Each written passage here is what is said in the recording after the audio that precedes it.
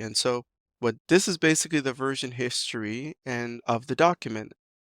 And not to be confused, the version history in SharePoint is of the document as well. But I'll explain why I made the differentiation at this point.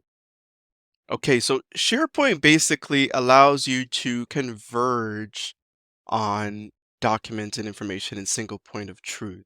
So what I'm saying is with SharePoint, instead of you having a document that you're editing or working on and then someone else having that document and then you guys bring it all together, you have a single source of truth. Or instead of you having the individual documents together, you now go to one single location and then you work on that document together, but that same document.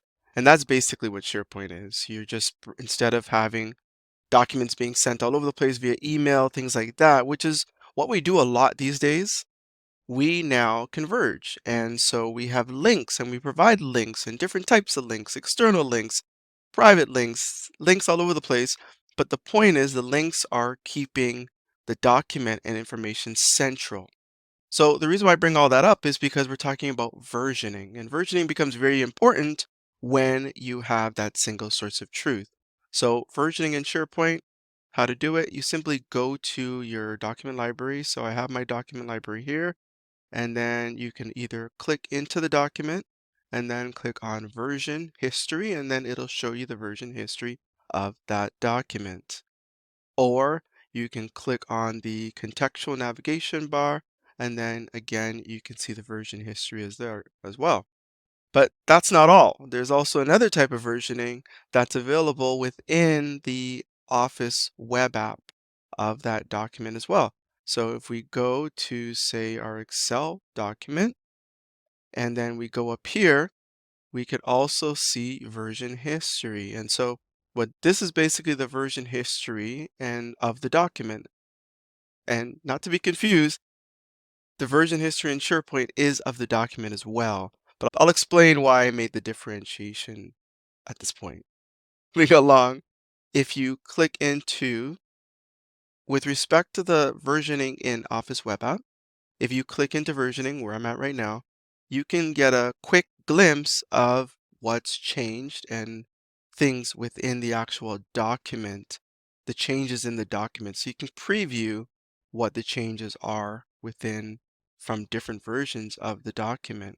Versus if we go back here and if we go back to our document library and we go to the version history here, you notice that it doesn't show the changes of the documents. It shows changes, a high level of the changes to the metadata.